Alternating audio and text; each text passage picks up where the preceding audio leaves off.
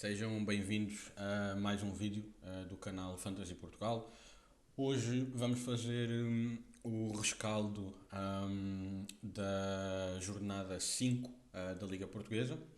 Vamos ver o melhor 11, tirar algumas notas sobre os jogos e depois ver também o resultado da minha equipa e os meus planos para a próxima jornada. Relativamente ao 11 da jornada, é o 11 que vocês podem ver aqui no ecrã. Há uma forma melhor de ver isto. Temos aqui então o André Gomes, que conseguiu uma clean sheet e defendeu um penalti. Ele foi o melhor guarda-redes da semana. O André do Gil Vicente conseguiu fazer 9 pontos fora contra o Braga também. Temos depois o Ricardo Sanches com um golo, uma assistência, clean sheet e pontos de bónus ofensivo. O Ricardo jogou no lugar que eu achava que era do Pedro Carvalho e de facto o Pedro Carvalho ficou no banco. O Ricardo Sanches jogou e para além disso marcou um golo e uma assistência, portanto vamos ver se ele não agarrou o mesmo lugar. Depois temos um defesa do Casa Pia, o David Souza, que marcou um golo e teve também a clean sheet e um ponto de bónus defensivo, fez 13 pontos. O Marcelo do Moreirense também marcou e teve um ponto de bónus defensivo e o gol dele foi o gol da vitória. Terá sido o 2-1, que foi de canto. Depois temos o Abascal com uma assistência, uma clean sheet e um ponto de bónus e exatamente a mesma pontuação para o Larrazabal. No meio campo tivemos então 12 pontos do João Carvalho com um golo, uma assistência, golo da vitória ainda por cima e pontos de bónus ofensivo. O Alanzinho com um golo e uma assistência, também um ponto de bónus. O Pote também um golo e uma assistência. E finalmente o Lominadze com um golo marcado. E depois temos aqui o Nelson Oliveira com um golo que também foi o avançado da jornada, que até é um bocadinho estranho, só com um golo. Ele fez 7 pontos, mas ainda assim foi o suficiente esta jornada para ser o melhor avançado. Uma jornada em que o Samu também marcou um golo, o Luís Fares marcou um golo, o Pavlidis também marcou um golo. Portanto, não houve aqui nenhum avançado que o tenha conseguido ultrapassar. E vamos olhar então às notas de cada jogo. A jornada começou com o empate do Benfica na Luz contra o Santa Clara. Antes do jogo começar, tivemos Tomás Araújo a entrar pelo Dedic, que para além de ter visto um vermelho estava lesionado. Tivemos o Ivanovic a jogar a titular com o Pavlidis e os extremos foram o Sheldrup e o Ausnes, que têm sido os extremos titulares até agora. O Luque Bacchio estava lesionado, o Sudakov não estava, estava no banco apenas e acabou mesmo por entrar na segunda parte. E diria que foi basicamente esse. Não é uma surpresa propriamente, mas assim as notas sobre o 11.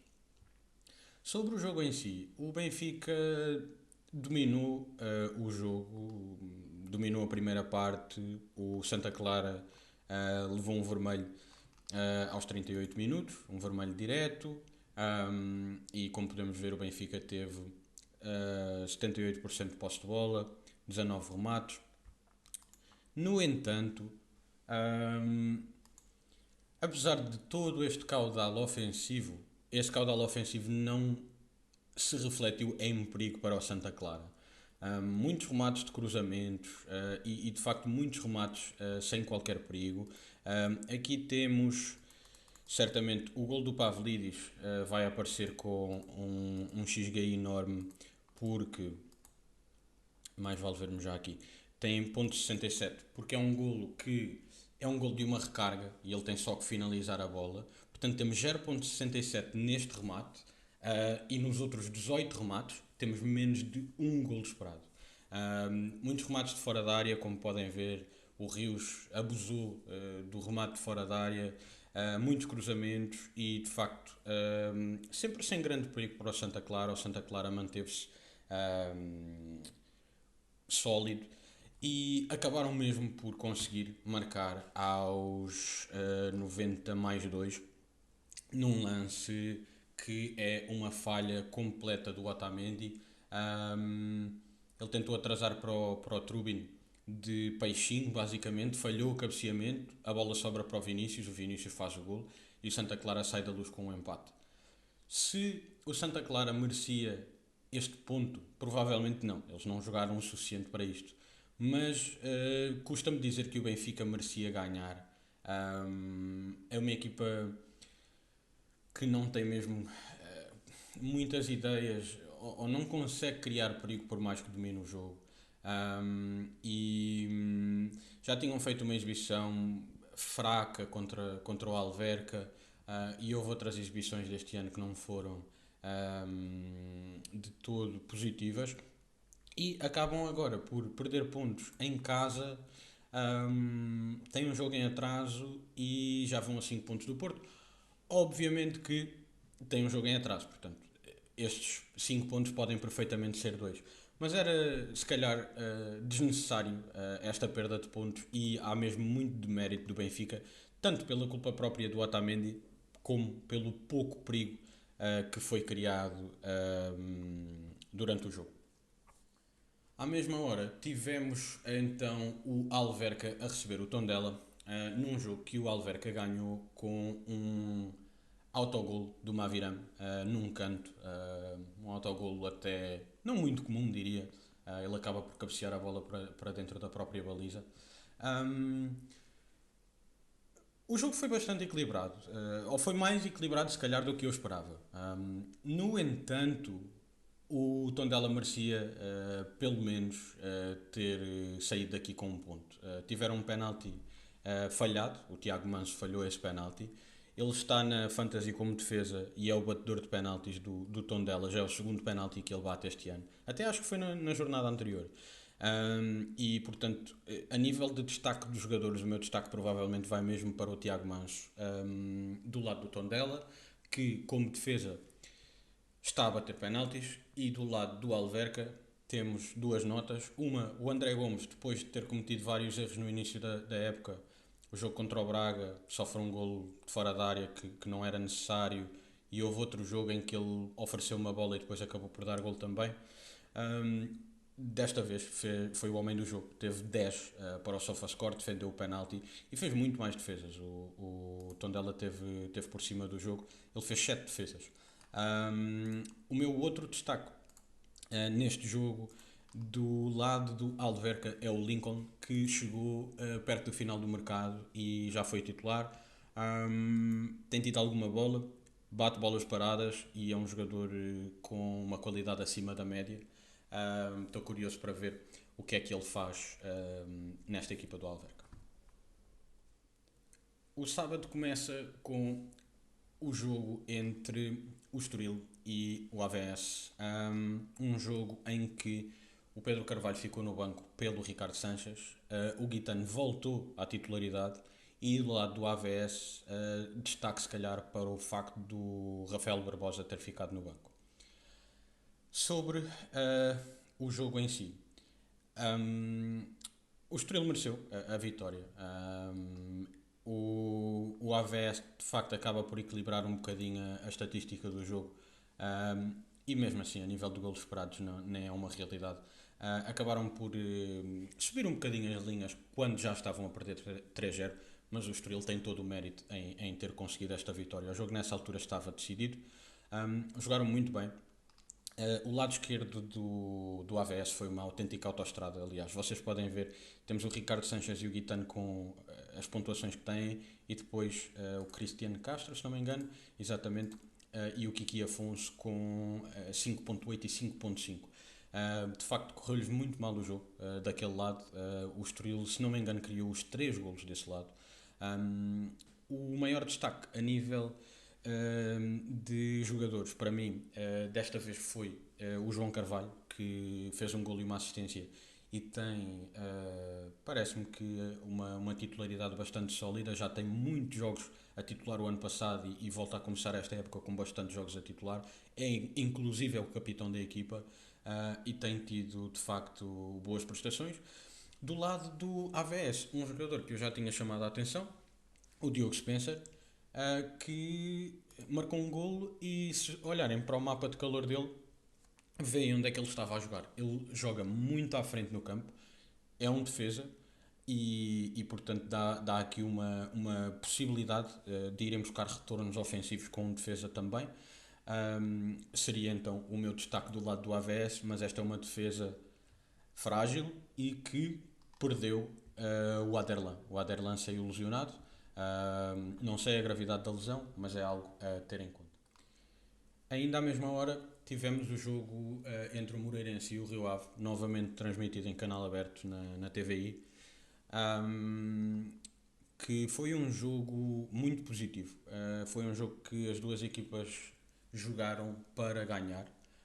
O jogo teve tempo útil de 57% do jogo foi tempo útil, se não me engano, que é um valor bastante alto, se vocês compararem com a maior parte dos jogos.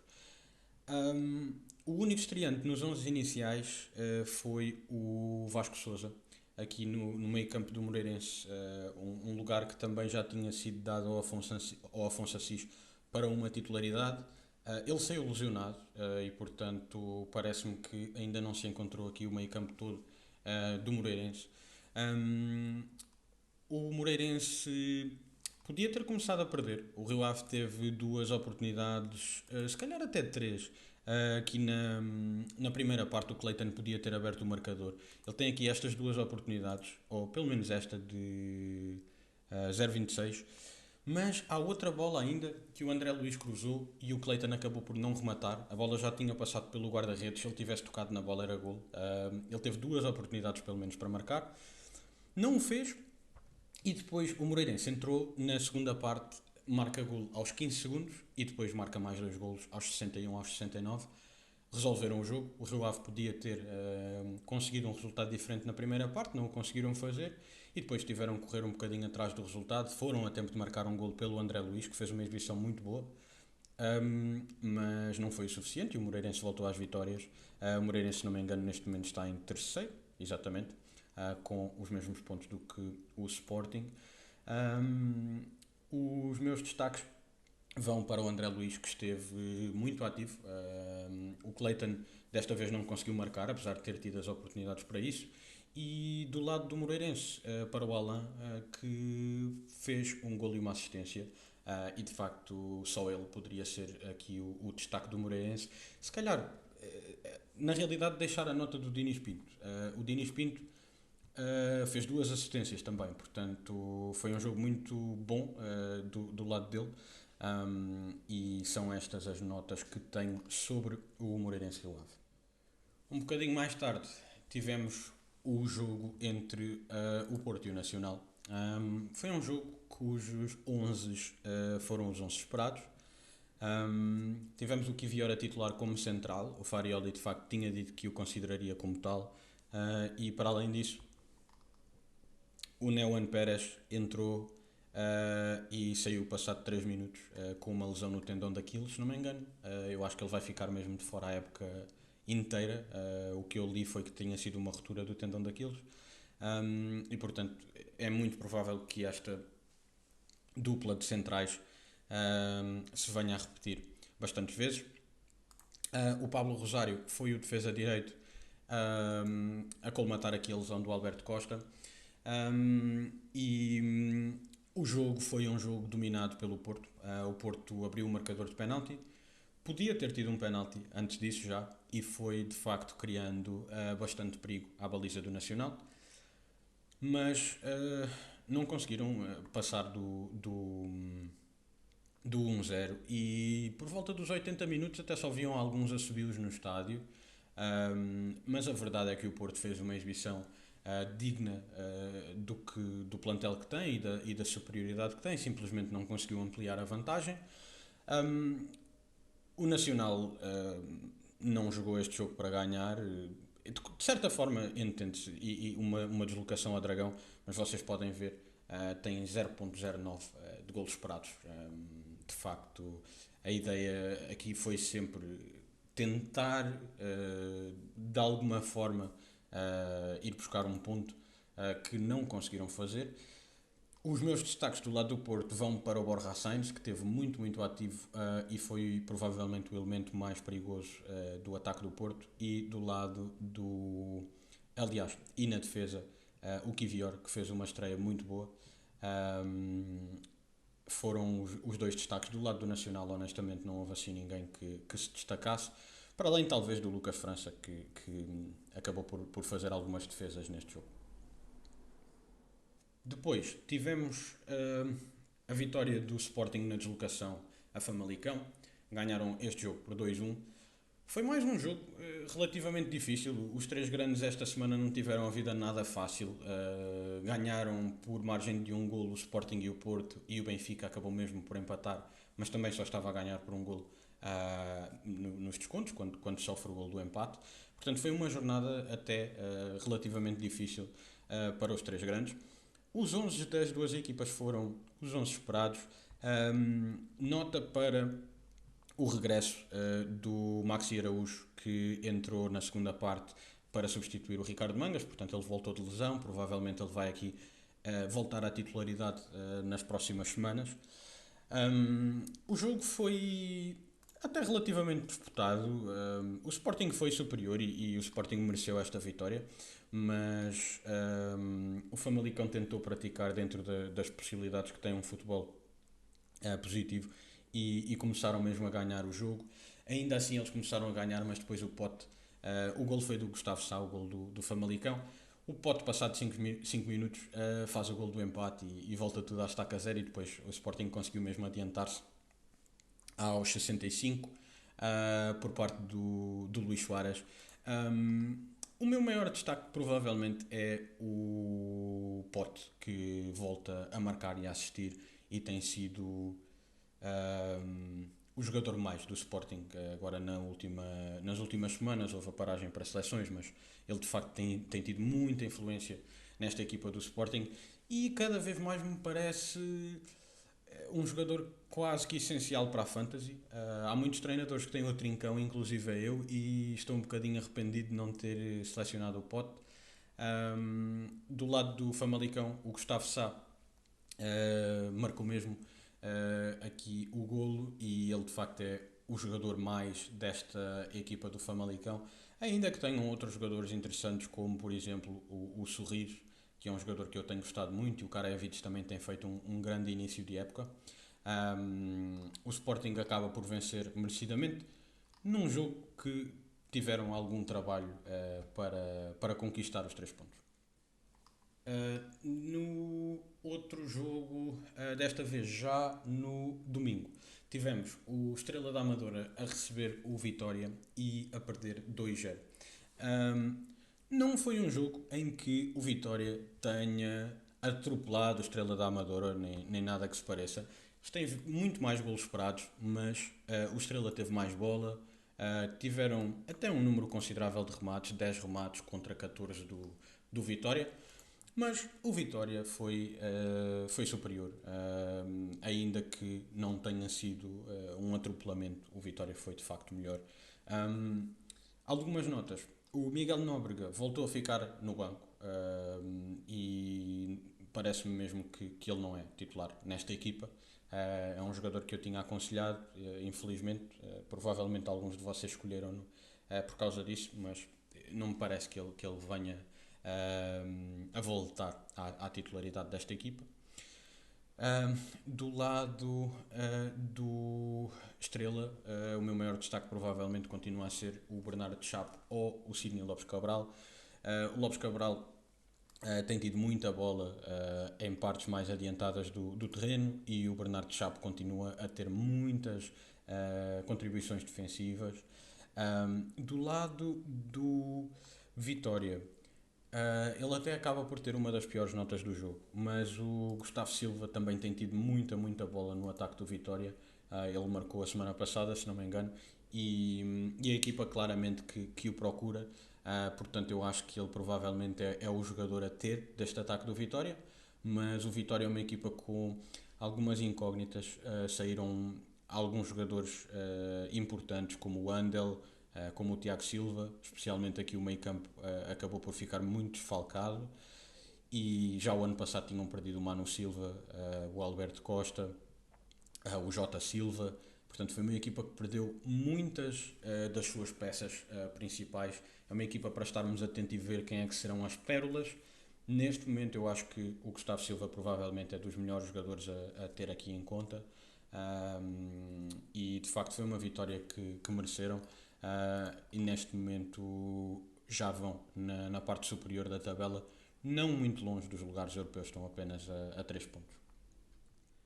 Depois tivemos o jogo entre o Aroca e o Casa Pia, que o Casa Pia mereceu, ahm, na minha opinião, de forma merecida. Ahm, o Aroca teve mais bola, mas fizeram virtualmente nada com a bola que tiveram. Fizeram 0,27 golos esperados, 66% de posse de bola, 8 remates. O Casa Pia, com 34% de posse de bola, tem 5 grandes chances, 1,49 golos esperados. Um, a verdade é que o Aroca controlou mais a bola, mas o Casa Pia em transição ofensiva foi muito mais perigoso do que o Aroca conseguiu ser em ataque, em ataque posicional. E, e de facto o Casa Pia sai com uma vitória merecida, na minha opinião. O João Valido continua a ser titular. Um, os destaques do lado do Casa Pia provavelmente seriam para mim o Cassiano, que voltou aos golos, e o Livolan conseguiu uma assistência. Era um jogador que eu já tinha chamado a atenção. Foi uma exibição, talvez com alguma sorte do Casa Pia, porque eles de facto não controlaram o jogo para ter o caudal, este número de grandes oportunidades, mas elas apareceram, eles fizeram os 2 golos e de facto mereceram os 3 pontos neste jogo. O fecho da jornada aconteceu às 8h30 de domingo com a recepção do Braga ao Gil Vicente. Um, o Gil Vicente foi até Braga tentar vencer e acabou mesmo por consegui-lo. Podemos ver aqui que no jogo todo o Braga teve mais bola, mais golos esperados, mais grandes oportunidades. Mas se olharmos para a primeira parte, o caso muda de figura. Temos 10 remates do Gil Vicente contra 2 do Braga. E depois o Braga sim a perder na segunda parte. Carregou e de facto provavelmente o Braga merecia o empate, pelo menos, mas o Gil Vicente apresentou-se na pedreira para ganhar e ganhou até que merecidamente. Se calhar o Braga poderia ter conseguido o empate, mas eles foram lá com uma atitude positiva. Nos 11 iniciais, destaque para o facto de que o Zalazar ficou no banco e do lado do Gil Vicente também me surpreendeu. O Martim Fernandes e o Bermejo também ficaram no banco. Um, o maior destaque do lado do Gil Vicente vai claramente para o Andrew, que na segunda parte acabou por salvar a equipa. O Braga teve muitas oportunidades e ele fez algumas defesas bastante importantes para manter o resultado. Do lado do Braga, o maior destaque, na minha opinião, é o Ricardo Lelo. O Ricardo Lelo fez um bom jogo, um jogo muito bom mesmo. Ele fez 6 passes que deram em remate, tocou 83 vezes na bola, 6 cruzamentos com sucesso. E atenção, ele tocou muitas vezes na bola em zonas bastante adiantadas do terreno, como podem ver. Ele foi provavelmente a peça mais do Braga neste jogo.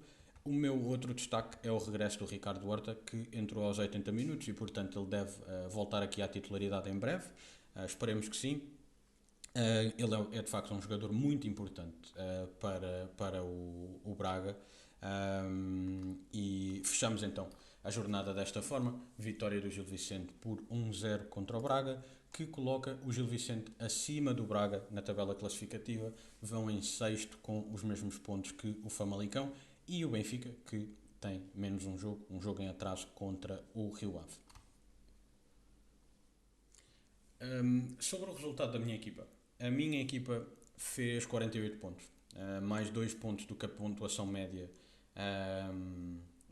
da competição, e neste momento eu estou em 25 mil de 70 mil jogadores. A verdade é que me parece que muitos destes jogadores são jogadores casuais, porque se nós olharmos, por exemplo, para a liga aqui do canal, podemos ver que eu estou em 24º de 40 jogadores. Ou seja, estou abaixo de metade na parte inferior da tabela, e na classificação geral estou quase no primeiro terço da tabela. Portanto, eu acho que há mesmo muitos jogadores casuais ainda nesta competição. Honestamente, eu não estou nada satisfeito com o resultado da equipa. O Warnicek fez 4 pontos, mas muitos destes pontos foram defesas, que não é algo que eu procuro propriamente do guarda-redes do Braga. O que gostava era de ter a clean sheet. O Leonardo Lelo, honestamente, não assistiu, não marcou, não teve clean sheet, mas mesmo assim fez 5 pontos. E era o que eu estava a dizer, ele fez um grande jogo, teve 2 pontos de bónus ofensivo, teve ainda bónus defensivo. Para mim, lugar completamente garantido nesta equipa. O Pedro Carvalho jogou 27 minutos, e infelizmente eu tinha, antes da jornada começar, tinha o Dedic, o Alberto Costa, os dois lesionados, e depois tinha o Miguel Nóbrega e o Pedro Carvalho, que não são os dois titulares. Obviamente que é culpa minha por ter escolhido estes jogadores, o Pedro Carvalho e o Miguel Nóbrega, as lesões obviamente que acontecem. Mas é mesmo muito desapontante ter a equipa neste estado na segunda jornada da competição. Tivemos depois o Dal.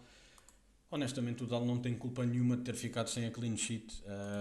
A jornada podia ter corrido muito melhor, não tivesse sido aquele erro do Otamendi. Eu tinha 4 pontos de clean sheet no Dal, 1 ponto no Aursnes e ainda o gol da vitória no Pavlidis, que seriam 2 pontos. Portanto, teria aqui 7 pontos, fazia 55. A média de pontuação também subiria, porque obviamente a maior parte dos treinadores tem jogadores do Benfica, mas eu tendo 3, todos os meus jogadores sofreram influência daquele golo, provavelmente o resultado tinha-me corrido melhor comparativamente com a competição no geral. No meio campo, o Guitano voltou à titularidade e justificou-a, uma assistência, pontos de bónus ofensivo. Eu espero honestamente que ele mantenha a titularidade e acho mesmo que ele é dos melhores jogadores do Estoril. O Aures nos manteve a titularidade, felizmente. Eu acho que ele vai continuar a ter alguns minutos. O Luque Bacchio ainda está lesionado, apesar de que a lesão dele não é muito grave. O Sudakov já entrou, portanto já existe aqui mais rotação a nível dos extremos do Benfica. O Trincão, 90 minutos, 2 pontos.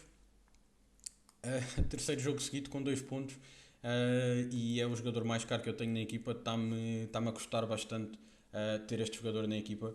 Eu acho mesmo que a fazer o wildcard, ou saio completamente do meio campo do Sporting, ou troco para o Pote. Eu estive a olhar para os números do Pote, obviamente que eu já devia ter feito isto há muito mais tempo, mas os números do Pote são muito melhores do que os números do Trincão quando ele está disponível. A época passada o Trincão teve uma época melhor, é verdade, mas o Pote teve muito tempo de fora. E de facto, o Trincão não é propriamente a melhor escolha que eu tenho aqui.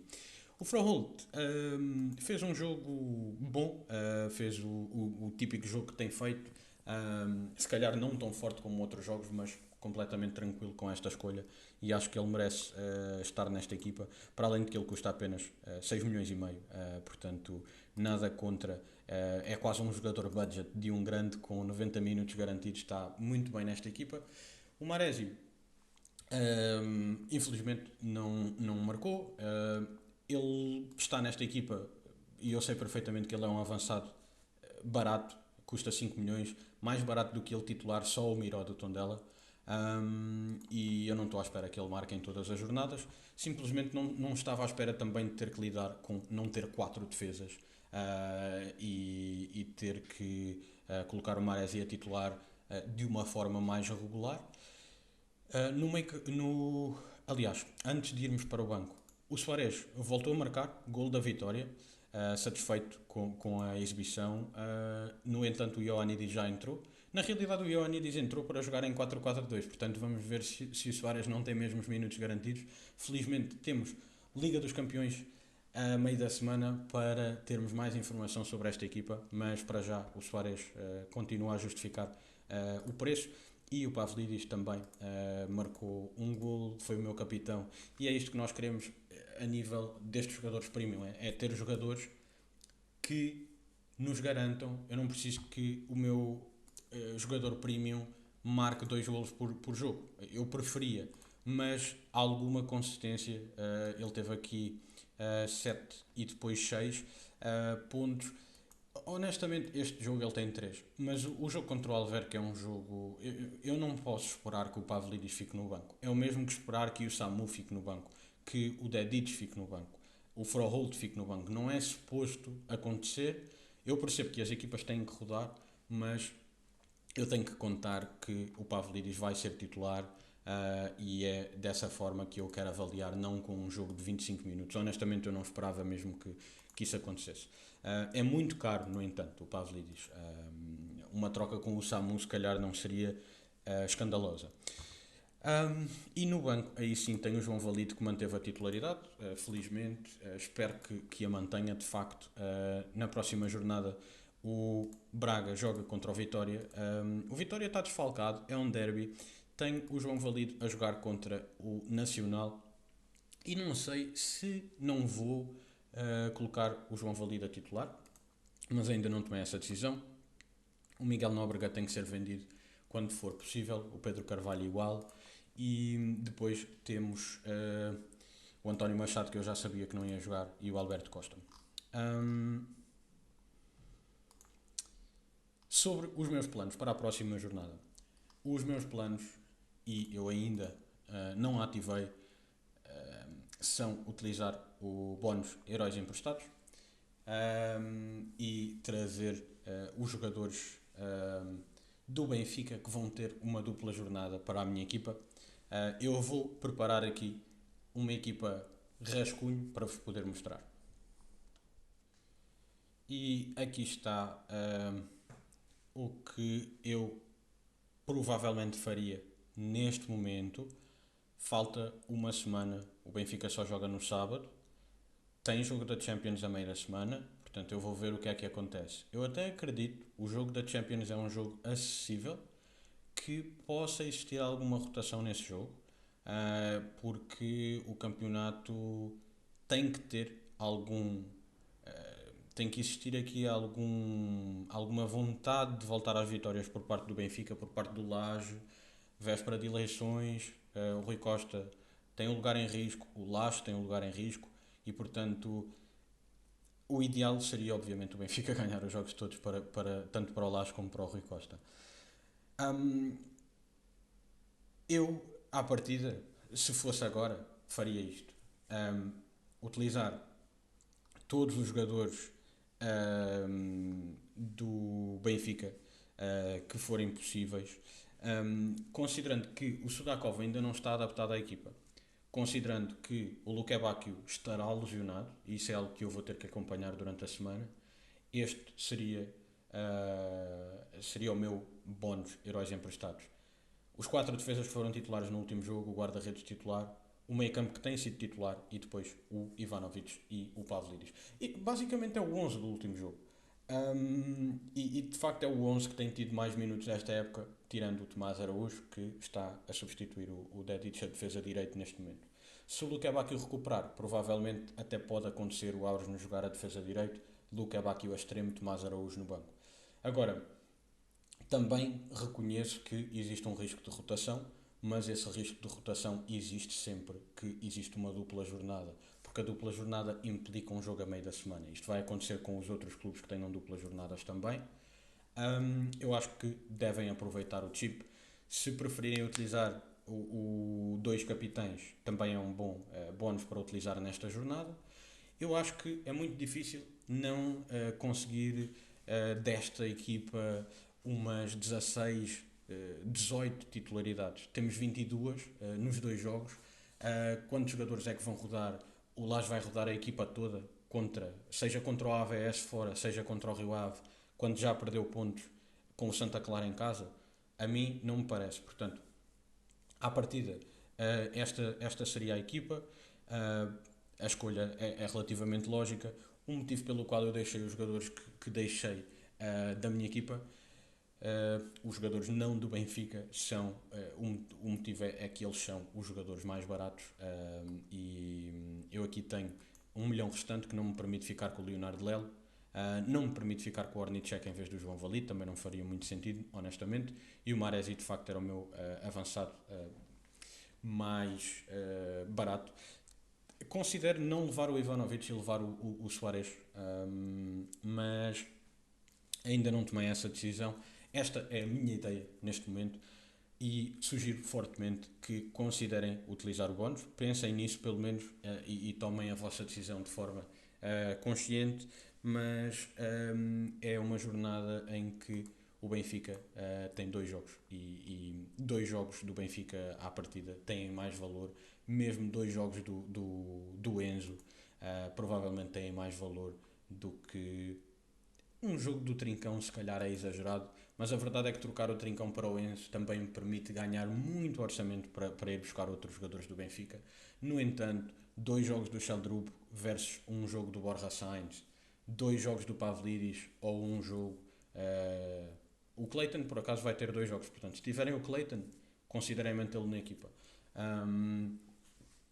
E, basicamente, essa é a minha ideia. Utilizar o Heróis Emprestados, e depois do Heróis Emprestados na Game Week 7 ou na jornada 7, provavelmente esta equipa precisa de muita transferência. Provavelmente vou utilizar o Wildcard. Agora, falta muito até à jornada 7. Eu não me vou comprometer com transferências agora, mas diria que é muito provável que o Pedro Carvalho saia da equipa, o Miguel Nóbrega saia da equipa.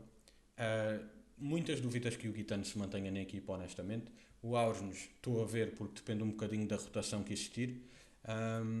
E depois o Lelo vai ficar. O Ornicek tenho dúvidas que se mantenha. Vamos voltar se calhar à minha equipa para falar sobre isso.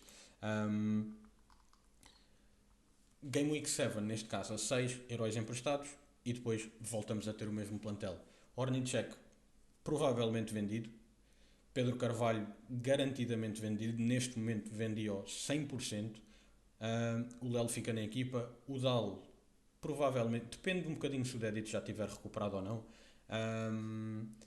O Guitano, muitas dúvidas que fique na equipa. O Ausnes, algumas. O Trincão provavelmente será trocado pelo Pote diretamente.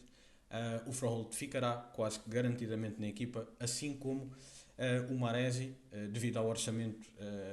Ele custa apenas 5 milhões e permite-me de facto utilizar o orçamento noutras posições. E a nível dos avançados, vamos ver o que é que acontece com os avançados dos três grandes. O Luís Suárez mantém a titularidade ou não, mas eu acho que um destes avançados, o Luís Suárez ou o Pavlidis, será o Samu, utilizando o wildcard. O João Valido provavelmente fica na equipa por ser 4.0, especialmente se mantiver a titularidade na jornada 6. Se não, provavelmente mudo para o guarda-redes do Tondela.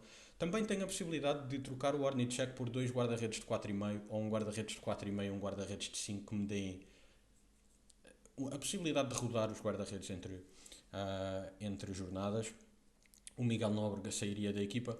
O António Machado provavelmente mantém-se pelo seu orçamento. E o Alberto Costa vai depender da lesão.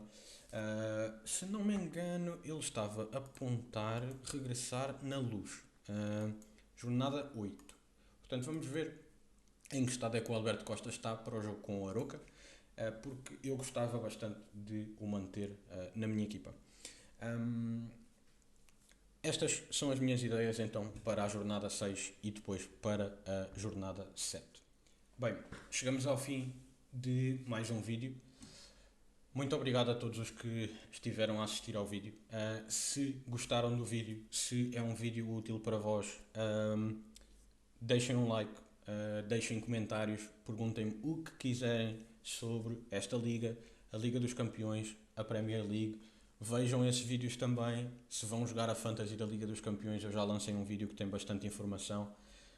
Se quiserem mais informação ainda, sigam-me no Twitter. Eu estou constantemente a postar calendário da Liga dos Campeões com nível de dificuldade, os melhores jogadores para comprar, outra informação que vou lendo ou que eu mesmo vou preparando. E de facto pode ser bastante útil para todos. Mas para este vídeo é tudo. Eu vou voltar provavelmente na quinta-feira com o rescaldo, ou aliás com a antevisão ou da Liga Portuguesa ou da Premier League. É provável que seja a Liga Portuguesa porque o Porto joga na sexta e eu quero que vocês tenham um tempo para tomar as vossas decisões e ouvir a informação que tenho para vos dar com atenção. E depois farei certamente também a antevisão da Premier League, provavelmente na sexta. E é isso. Muito obrigado por terem assistido ao vídeo e continuação de uma boa semana e boa sorte para a Fantasy. Obrigado.